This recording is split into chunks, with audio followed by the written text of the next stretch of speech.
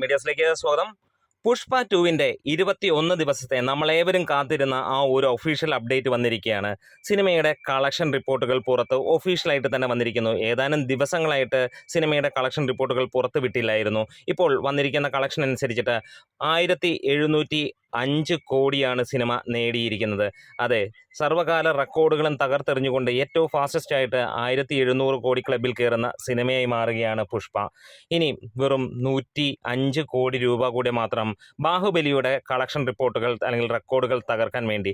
ഇന്നും സിനിമയ്ക്ക് വിറ്റുപോകുന്ന ടിക്കറ്റ് കണ്ടു കഴിഞ്ഞാൽ ഞെട്ടും. അതായത് ഈ ഒരു മണിക്കൂറിൽ വിറ്റുപോയിരിക്കുന്നത് ഏകദേശം 9000-ഓളം ടിക്കറ്റുകളാണ്. അതായത് ഇന്ന് 2 ലക്ഷത്തോളം ടിക്കറ്റുകളാണ് സിനിമയ്ക്ക് വിറ്റുപോകുന്നത്. അതായത് ഇതിനോടകം തന്നെ റെക്കോർഡ് തൂക്കിയിരിക്കുകയാണ്. നമുക്ക് ബുക്ക് മൈ ഷോയിലൂടെ ഏകദേശം 20 മില്യൺ ടിക്കറ്റുകൾ വിറ്റുപോകുന്നു. കഴിഞ്ഞ ദിവസം 18 മില്യൺ ടിക്കറ്റുകൾ വിറ്റുപോയ കളക്ഷൻ റിപ്പോർട്ടുകൾ അല്ലെങ്കിൽ റെക്കോർഡുകളെല്ലാം തന്നെ സൂചിപ്പിച്ചിരുന്നു. അതായത് ഇന്ത്യൻ സിനിമയിൽ ഏറ്റവും കൂടുതൽ ബുക്ക് മൈ ഷോയിലൂടെ ടിക്കറ്റ് വിറ്റുപോയിരിക്കുന്നത് ആ ഒരു റെക്കോർഡ് പുഷ്പയ്ക്ക് തന്നെ. അത് പുഷ്പ വീണ്ടും തിരുത്തിക്കൊണ്ടിരിക്കുന്നു എന്ന് തന്നെ പറയാം. എന്തായാലും ഹിന്ദി മേഖലയിൽ നിന്ന് മാത്രമായി സിനിമ 800 കോടിയിലേക്ക് എത്തുന്നു.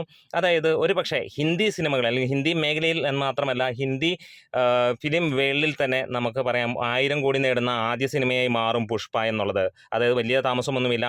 മിക്കവാറും ഇപ്പോൾ നോർത്ത് ഇന്ത്യയിലെല്ലാം തന്നെ രാവിലെ 6 മണിക്കൊക്കെ ഷോയാണ് ഈ 22-ാം ദിവസവും നമുക്ക് കാണാൻ കഴിയുന്നത്.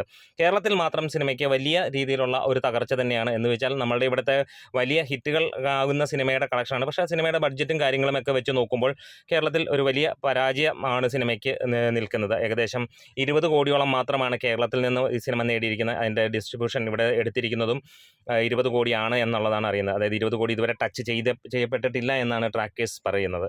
എന്തായാലും വലിയ ഒരു സക്സസ് ആയി മാറിയിരിക്കുകയാണ്. പുഷ്പയ്ക്ക് മുകളിൽ ഇന്ത്യയിൽ വേറെ സിനിമയില്ല എന്നുള്ളതാണ്. ഓരോ സിനിമയ്ക്കും ഓരോ പാറ്റേൺ ഉണ്ട്. അങ്ങനെ ചോദിക്കുമ്പോൾ പലരും ചോദിക്കും ഇതങ്ങനെയല്ലേ